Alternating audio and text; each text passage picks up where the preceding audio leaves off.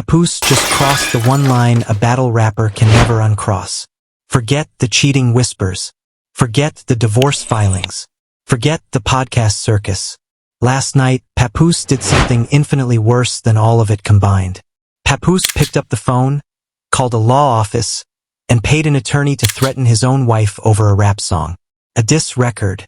A 16-bar situation that is supposed to be settled in the booth, settled on wax, settled in front of the culture. And if the paperwork floating around tonight is legitimate, and we are going to walk through every paragraph of it together, then one of the most respected lyricists to ever come out of Brooklyn just set fire to 2 decades of reputation in a single afternoon.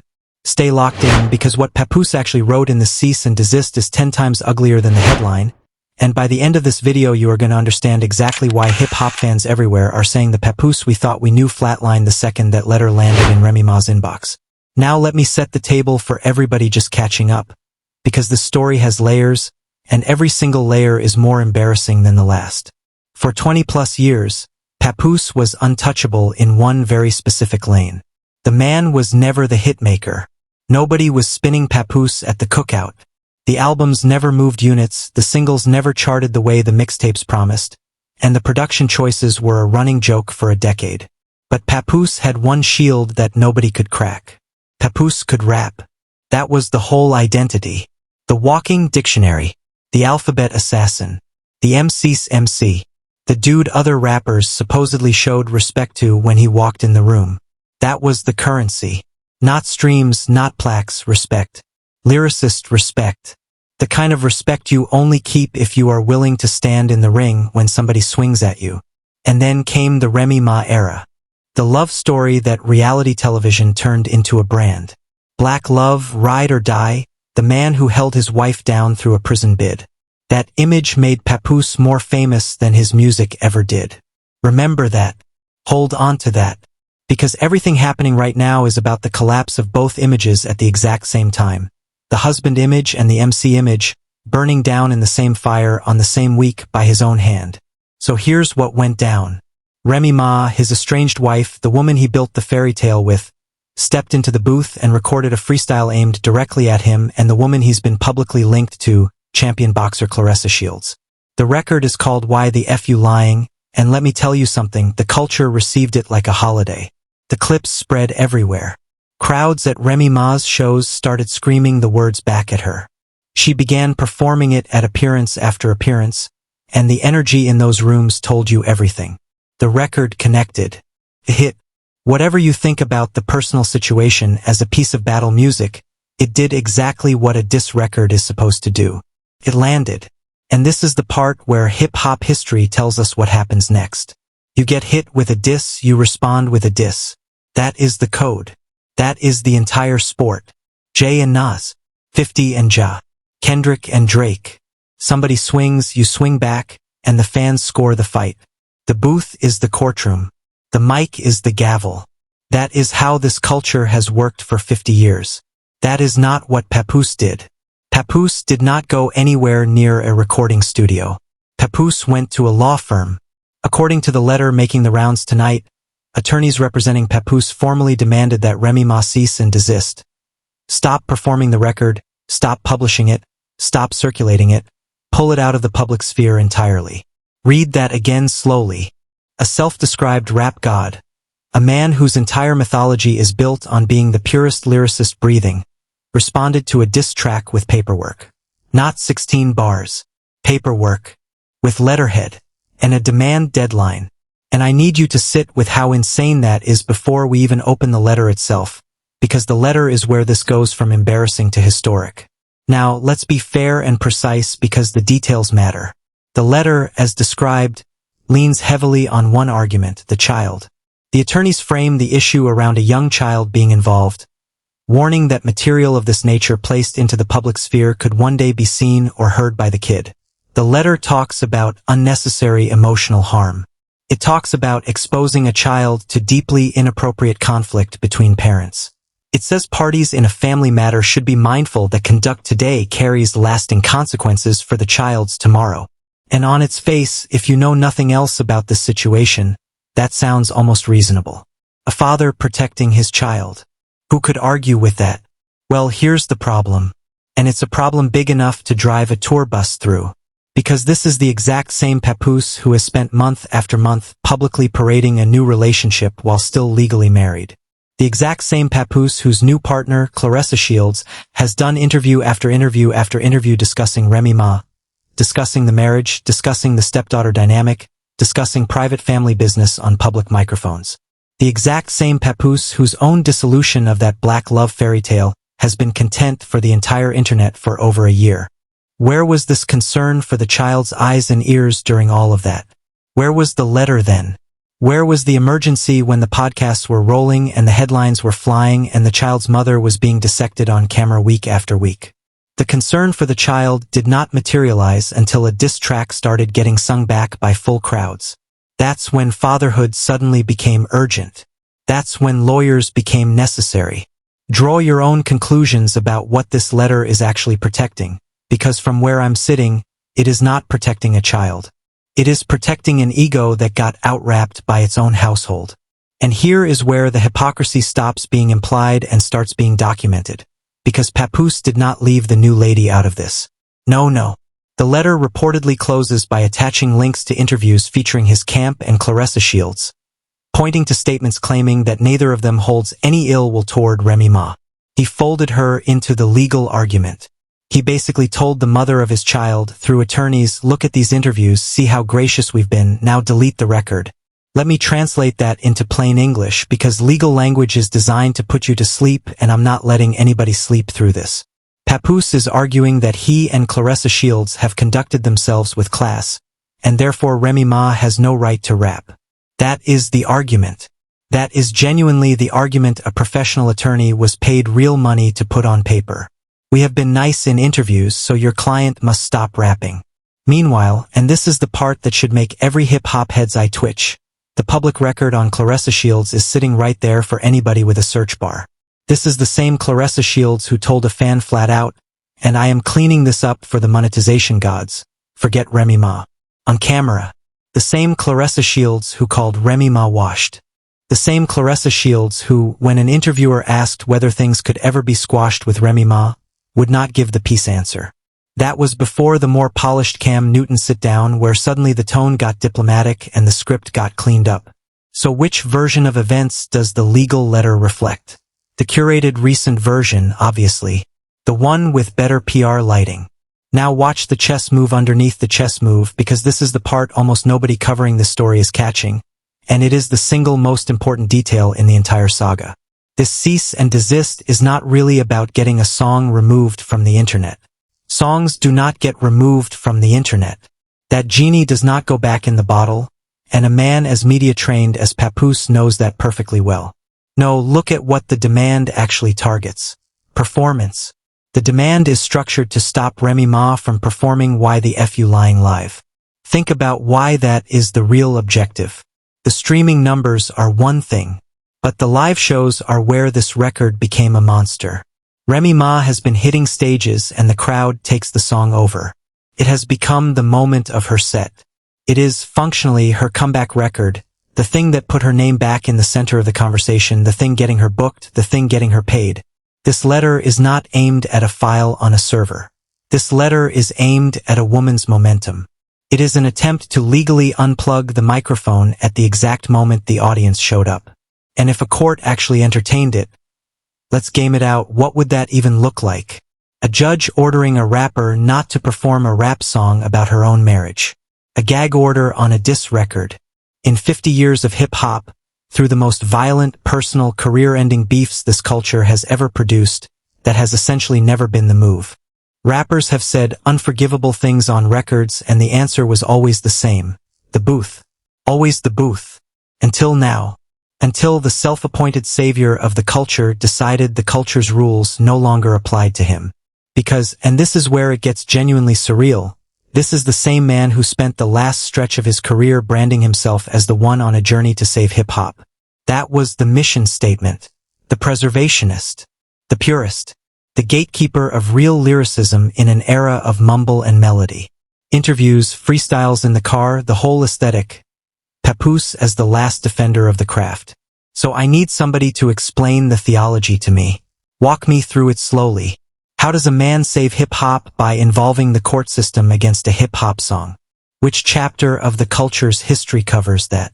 When KRS battled, when LL battled, when the bridge was being fought over, where exactly was the paragraph that said if the bars get too heavy, retain counsel? There is no such paragraph. It does not exist. Papoose is not saving hip-hop right now. Papoose is doing something no self-respecting MC in the lineage has ever done. He is asking a judge to protect him from rhymes. And the comparison everybody is making, the one lighting up every comment section on the internet tonight, is Drake. Remember what happened to Drake's standing in the culture the moment the lawsuit talk started after Kendrick Lamar dismantled him? The backlash was nuclear. The consensus was instant and brutal. You do not sue your way out of a rap loss. It became the permanent footnote on Drake's entire era. Well, look at where we are. Drake at least aimed his lawyers at a corporation, at his own label, in a dispute over how a record was promoted. Cold? Sure. Corny? Absolutely. But Papoose has managed to find the one configuration more damning than that. Papoose aimed his lawyers directly at the artist, at the diss track itself, at his wife, at the mother of his child. People are not saying Papoose did a Drake. People are saying Papoose out-Drake Drake, and honestly, looking at the paperwork, that slander might be a compliment. Hold on, though, because we have not even reached the line in this letter that broke the internet's brain. And once you hear it, you will understand why even Papoose's remaining defenders went completely silent tonight. The line is this. The letter argues that Remy Ma's record is causing harm while simultaneously insisting that Papoose has kept his word and refrained from all public disparagement. That the contrast, quote-unquote, speaks for itself. And I need everybody to breathe, because we are about to do the one thing lawyers hate most. We are about to check the tape. Refrained from public disparagement. That is the claim. Let's audit it. Was it refraining from disparagement when the new relationship was rolled out like a debut album while the divorce was still active business? Was it refraining when his partner was out on the interview circuit referring to his daughter in stepdaughter language before any paperwork made that anybody's legal reality? Was it refraining when Remy Ma's name lived in other people's mouths on a weekly rotation while his camp sat back and enjoyed the coverage? The disparagement was not absent, people. It was outsourced. That is the dirtiest part of this whole strategy. Papoose kept his own hands clean on camera while the person beside him carried the entire disrespect load. And then his attorneys had the audacity to invoice that silence as character evidence. That is not restraint. That is a proxy war with legal billing attached. And let me be crystal clear about something because somebody is going to try to twist this. This is not about defending everything Remy Ma has ever said or done. This is about one narrow, sacred line. A rapper got dissed on a record, and instead of writing, he dialed a law office. Everything else is noise. Everything else is smoke. That single act is the story, and it is the entire story, and no amount of interview links stapled to a demand letter changes it. Now, the ghostwriter angle. Oh, we have to talk about the ghostwriter angle because it is the most delicious piece of irony in this entire buffet. For years, the word around this marriage, whispered in interviews, joked about on panels, repeated by people in their orbit, was that Papoose was the pen behind the throne. That he wrote the bulk of Remy Ma's material. Depending on who you asked, it was most of it, the overwhelming majority of it, virtually all of it. Papoose himself let that narrative breathe. He never ran to correct it. Why would he? It made him the wizard, the hidden architect, padded the exact mythology we're talking about tonight. So follow the logic to its only possible conclusion. If Papoose truly wrote 90% of what made Remy Ma dangerous on a microphone, then what just happened? Either the claim was fiction all along, which torches his credibility as a truth-teller, or the claim was real, and this diss record is so effective that the alleged author of her entire arsenal cannot withstand the 10% she apparently wrote by herself. Pick one. There is no third option. Either he was lying about being her pen, or her pen without him was enough to send him sprinting past the studio and straight into a law office. Both roads end at the same destination. The mythology is dead.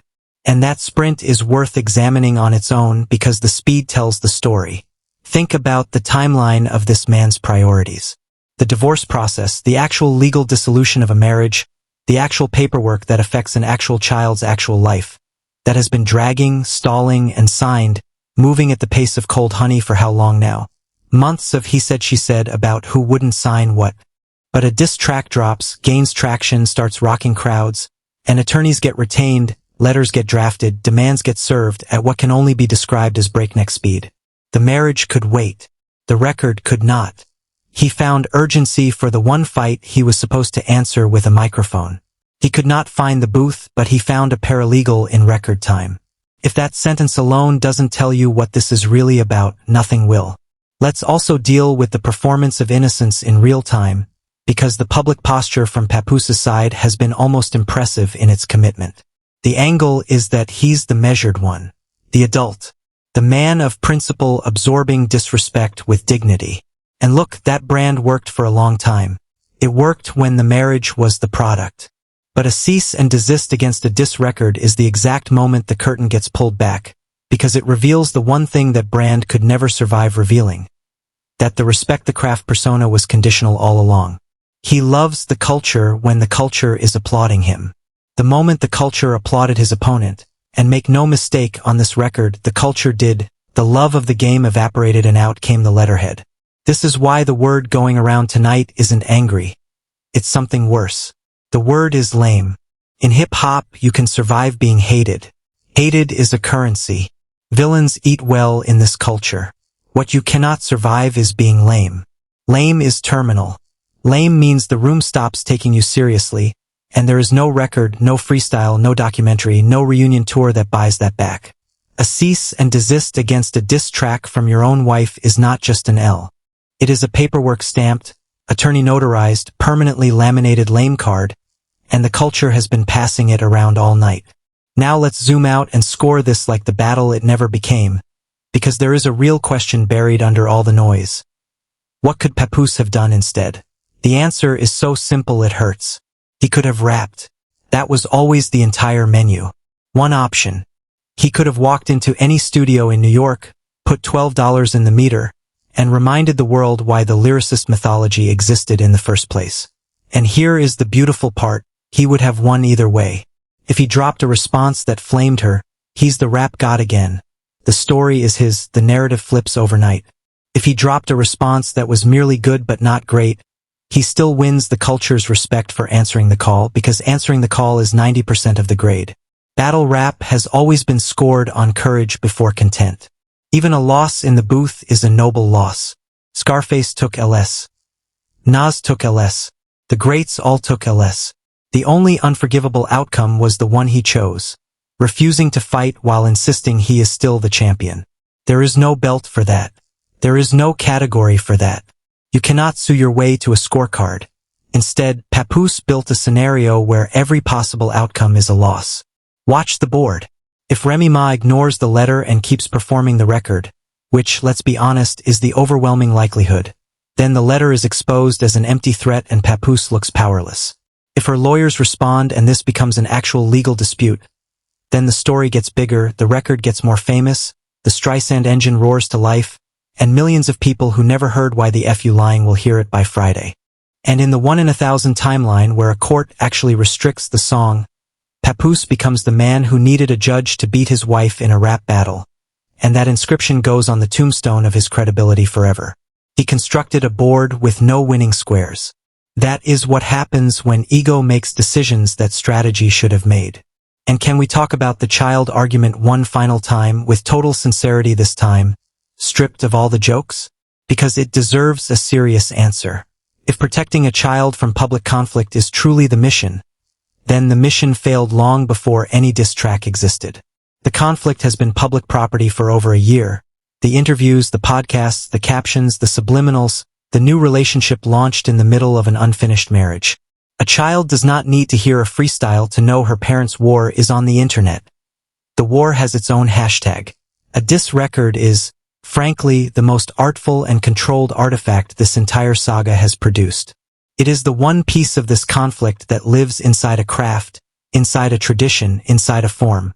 The letter is not protecting the child from the conflict. The letter is the conflict, escalated into a new arena, the one arena where there are no winners, only billable hours. And when that little girl is old enough to read all of this, which document do you think will be harder to explain? The song her mother made, or the legal letter her father sent to silence it? Sit with that question because it is the whole story in one frame. So where does this leave the legacy? Let me be the one to say it plainly, since apparently nobody in his circle will. The black love image is gone. That ship sailed months ago and everyone knows it. That was image number 1.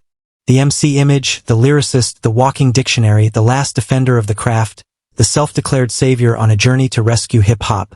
That was image number 2, and it was the only one left standing. This cease and desist is the moment image number 2 hit the pavement. You do not come back from being the rapper who ran from a rap. Not in this culture. Not ever. The culture forgives almost everything: violence, betrayal, failure, flops. It does not forgive the refusal to rhyme. The booth was right there. It was always right there. And on the one night it mattered most, the man who claimed he was born for that booth chose a courtroom instead. And the darkest part? The one open question nobody can answer tonight. If the letter fails, and it will fail, what is the next move? Does Papoose finally get in the booth and try to reclaim the story the only way this culture has ever allowed? Or does the paperwork multiply? Does this become the first rap beef in history fought entirely through filings and motions? Because if that is where this goes, then we are not watching a divorce drama anymore. We are watching the live autopsy of a legacy, conducted by the man himself, one legal letter at a time.